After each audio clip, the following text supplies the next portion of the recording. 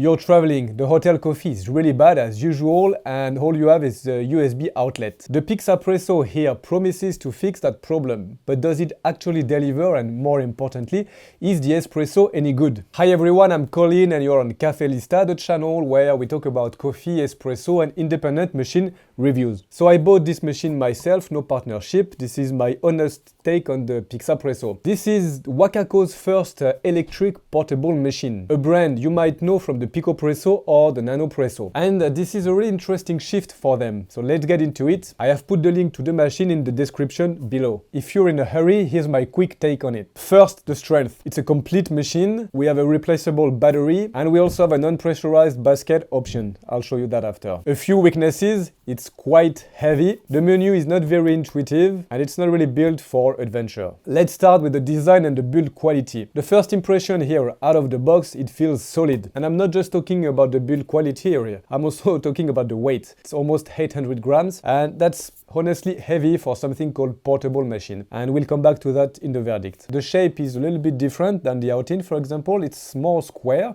it's quite compact with a nice matte finish. The Pixapresso is generally well made. This is mostly plastic, but we also have a stainless steel for the heating chamber, so BPA free plastic, so it's not quite on the level of the Pixapresso in terms of feel. Now, one important organizational note. So the box is well thought out and all the accessories are inside, so that's nice. But there are a lot of accessories. You know, we have the capsule adapter, the 8-gram basket with a spacer, the 16-gram basket, distribution tool, the little tamper cleaning brush, USB cable. So that's great, but it can get a little bit messy fast if you don't really have a system. It's a lot of things. We usually don't want to carry all of that. It's quite simple. Either organize it carefully or just take what you actually need for the trip. But as I mentioned in the introduction, this is complete and it's actually, I think, one of the most, if not the most complete portable espresso machine, because we can do pretty much everything with it. From the Nespresso pod to the one basket espresso, 8 grams, 16 grams,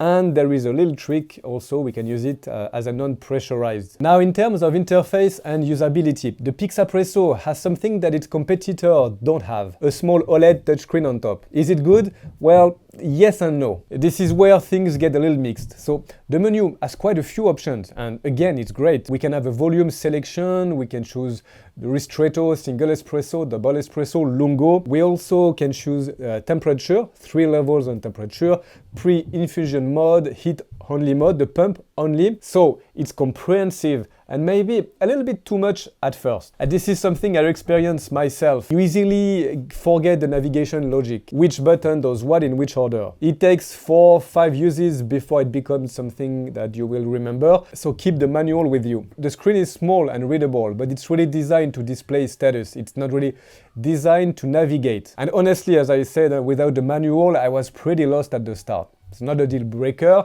Once the sequence is in your head, it's quite fast. But there is a little learning curve, don't forget that. What the interface does well, we have the exact battery level, it's displayed, we have the heating temperature when it climbs in real time on the screen. That's a big step up from the blinking LED on the Outing Nano, for example. So you always know exactly where you stand. Now in the cup, and this is where it gets really interesting. Let's start with the standard mode. We're gonna use the pressurized basket. This is out of the box what we have. The Pixapresso comes with a pressurized basket. The principle here, it's an artificial flow restrictor that creates the pressure. So regardless of your grind size, in plain terms, so even if pre-ground supermarket, you can get some crema and you can have pretty good espresso. This is convenient if you don't have a grinder with you. The result in the cup, it's good. The crema looks thick, the aroma are there, it's balanced, but it stays within the limit of a pressurized extraction. Not bad, not amazing. For true espresso lovers, this is something you would call a quality ceiling. The machine will always be decent in this mode, but never exceptional. Something worth noting, you can easily go from 18 gram to 16 gram for a double in the same basket system. Now let's talk about the Nespresso capsules. It also works with the Nespresso original capsules. The adapter comes in the box. You don't have to buy anything else. It works well, nothing extraordinary here, it's Nespresso, but it's very convenient when you're traveling, for example, without a grinder, if you're on a hike, and if you just want to use an espresso pod. And by the way, if you want to master your machine settings, if you want to make really good espresso, I have a free guide. It's waiting for you in the description. But now let's talk about the hack that can change everything with this machine, the non-pressurized basket. At the bottom of the pressurized basket there is a small plastic spring. That spring is what creates the artificial pressurization I mentioned. This is quite simple. You can unscrew the bottom of that basket, remove the spring, and there you have it, a standard non-pressurized basket. Why does this change everything? Because without the spring, it's the resistance of your coffee puck doing all the work. So just like a real espresso machine. And something important to mention, yes, it requires fine grind and it requires a proper grinder, so don't forget that. But the result in the cup is completely in a different league. The crema is denser, it's more stable, the texture here is syrupy. We are with a real espresso. What I'm wondering is why Wacaco didn't really mention that is the manual. I don't really understand. So what makes the Pixapresso genuinely unique in the portable market is its versatility. As I mentioned, 8 gram,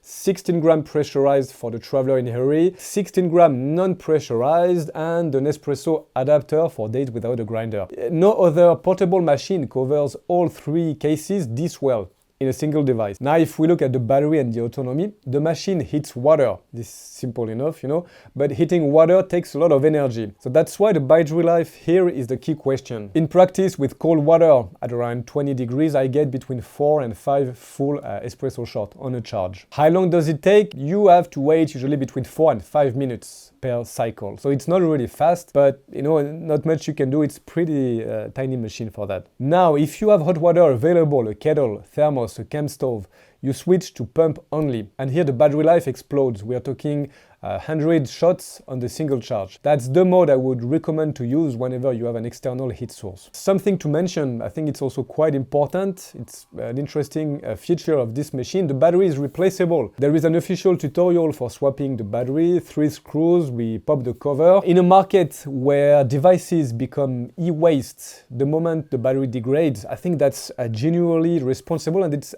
quite important. It's rare at this price point, so worth mentioning. You can just switch and replace the battery after a few years. Let's talk about maintenance. It's simple and quick. To eject the puck, press the bottom of the basket. It pops out in one usually clean piece. It's easy, no mess. The basket and portafilter rinse under water, and the machine here itself does not, so don't put it under the tap. As I mentioned, it's not really made for adventure. It doesn't have any kind of IP rating for water resistance. And one thing to watch, very fine grounds of coffee on the non-pressurized mode, you can have residue that gets stuck in the small holes of the basket. And if the grind is also too fine, the machine can clog. So be sure to brush everything, rinse properly. It takes usually no more than 2 minutes per use. Now the verdict. Who is it for? I think if you travel often, hotel, van, even office far from home or for work, and if you want a real espresso without fighting with a kettle or manual machine, this is one of the best options on the market. It's more complete than anything in its category. And if you're an ultralight backpacker, move on, it's quite heavy for that. But if you're a serious espresso enthusiast, remove the spring, use 16 grams, and you have a genuinely capable machine.